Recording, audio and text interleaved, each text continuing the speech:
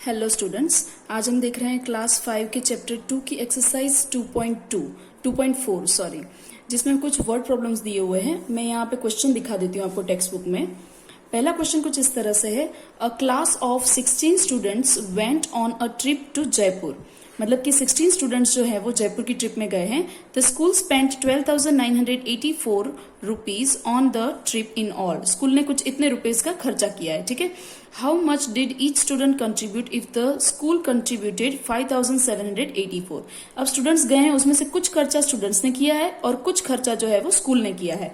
Total खर्चा कुछ इतना हुआ है, उसमें से स्कूल ने कितना खर्चा किया है तो 5,784। तो हमें पता लगाना है कि स्टूडेंट्स ने कितना खर्चा किया होगा। तो ऑब्वियसली हम इस खर्चे को टोटल खर्च में से माइनस कर देंगे तो हमें पता चल जाएगा कि स्टूडेंट्स ने कितना कंट्रीब्यूट किया। और ऊपर से हमें ईच स्टूडेंट के बारे में पता लगाना है, हर एक स्टूडेंट के बारे में पता लगाना है। तो ऑब्वियसली वन की प्राइस ढूंढनी होती है या फिर ईच वर्ड आता है तब हमें डिवीजन करना होता है। तो हम जो भी आंसर आएगा उसको 16 स्टूडेंट से डिवाइड कर देंगे तो हमें पता चल जाएगा कि हर एक स्टूडेंट ने कितना डिवीजन किया है, ओके, कितना कंट्रीब्यूट किया है। तो मैंने यहाँ पे कुछ चीजें लिख के रखी है। Total money spent on the trip is equal to 12,984 और स्कूल का कंट्रीब्यूशन। तो फिर स्टूडेंट की ओर से टोटल कंट्रीब्यूशन कितना होगा, तो यहाँ पे हम टोटल कंट्रीब्यूशन में से 12,984 माइनस स्कूल का कंट्रीब्यूशन 5,784 में माइनस कर रही हूँ। मैं पीछे डिटेल्स नहीं लिख रही हूँ क्योंकि ऑलरेडी मैंने सब कुछ डिटेल में ही लिखा हुआ है। अगर आप डायरेक्ट ये कर रहे हो तो आपको पूरा डिटेल में लिखना पड़ेगा, ठीक है।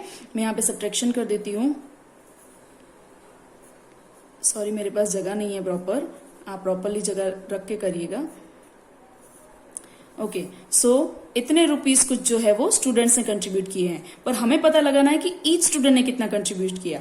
तो कंट्रीब्यूशन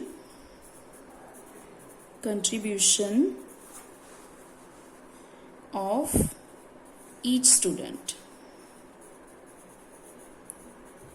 इज इक्वल टू, सारे स्टूडेंट ने मिलकर 7200 जितना कंट्रीब्यूट किया, लेकिन एक स्टूडेंट का कितना, तो हम कर देंगे 7200 divide by number of students जो कि है 16, ओके, जो कि हमें बोले गए थे कि 16 है। तो मैं 16 से डिवाइड कर दूंगी यहाँ पे।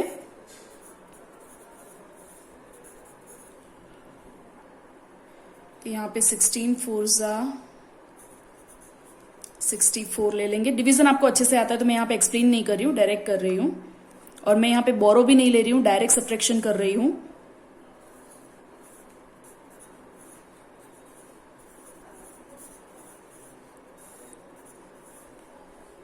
तो ये हमारा सब्ट्रैक्शन सॉल्व हो गया। सो हमें पता चल गया कि contribution of each student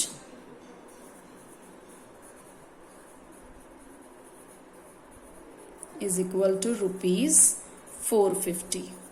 okay, ये जो लास्ट आंसर है मैंने क्वेश्चन में से ही लास्ट सेंटेंस देख के किया है। अब नेक्स्ट देखते हैं। नेक्स्ट क्वेश्चन कुछ इस तरह से है, there are 98,800 books in a library. मतलब कि एक लाइब्रेरी के अंदर 98,800 बुक्स है टोटल।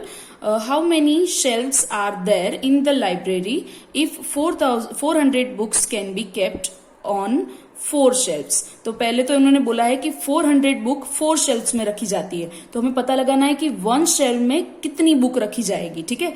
तो 1 शेल्फ का ढूंढने के लिए हमें ऑब्वियसली डिवीजन करना होगा। देन 1 शेल्फ की प्राइस मिल जाने के बाद आप डायरेक्टली इससे डिवाइड कर दोगे तो आपको पता चल जाएगा कि आपको कितने शेल्फ्स की जरूरत पड़ेगी।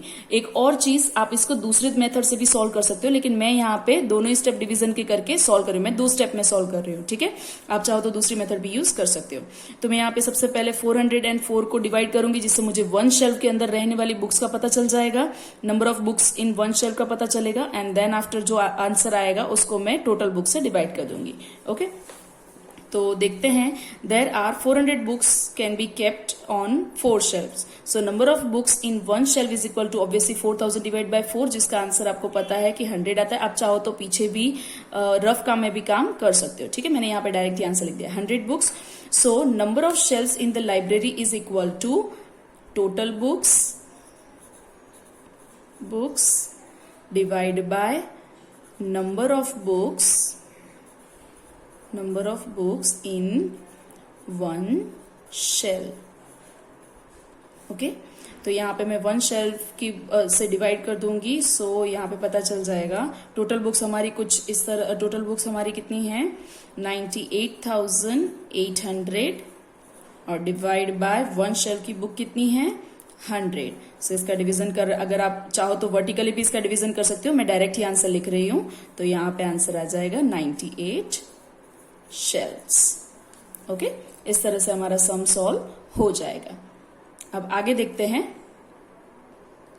क्वेश्चन 3 कुछ इस तरह से है, Mrs Kalam earns ₹10,250 every month, how much money does she earn in 2 years। अगर एक मंथ में वो इतना अर्न कर लेती है तो 2 years में वो कितना अर्न करेगी। तो पहले तो हमें 2 year के मंथ पता नहीं है, क्योंकि हमारे पास सिर्फ 1 मंथ के बारे में ही डेटा दिया हुआ है, तो हमें 2 year को मंथ में कन्वर्ट करना होगा। 1 year मतलब 12 मंथ्स होते हैं, तो 2 year मतलब 24 मंथ हो जाएंगे। देन तो हमें पता है कि 1 मंथ की सैलरी हमें पता है, तो बाकी के 24 से हम मल्टीप्लाई कर देंगे तो हमें पता चल जाएगा। तो मैंने यहाँ पे कुछ चीजें लिख के रखी है, that number of months in 2 year is equal to 2 multiply by 12 is equal to 24। Okay क्योंकि 2 year में 24 मंथ्स होते हैं। एंड मिसेस कलाम अर्न्स ₹10,250 पर रुपीज पर 1 month, so she earns in 2 year is equal to 10,250 multiply by 24। हम इसे vertically arrange करके solve कर लेंगे। मल्टीप्लिकेशन आप लोगों को अच्छे से आता है, तो मैं यहाँ पे एक्सप्लेन ना करके डायरेक्ट सॉल्व कर रही हूं।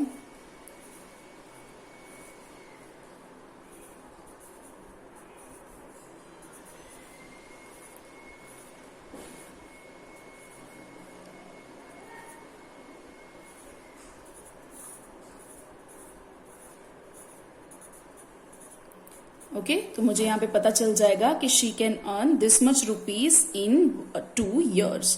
ओके मैं यहाँ पे लास्ट आंसर नहीं लिख रही हूँ, क्योंकि मैंने यहाँ पे ये पूरा सेंटेंस लिखा हुआ है। आप चाहो तो लास्ट में आंसर जरूर लिखना। आगे देखते हैं। नेक्स्ट 3 क्वेश्चंस के लिए मैं वीडियो जो है वो नेक्स्ट वीडियो में बना रही हूँ, मतलब नेक्स्ट 3 क्वेश्चन में नेक्स्ट वीडियो में एक्सप्लेन कर रही हूँ। सो देखते हैं। Thank you.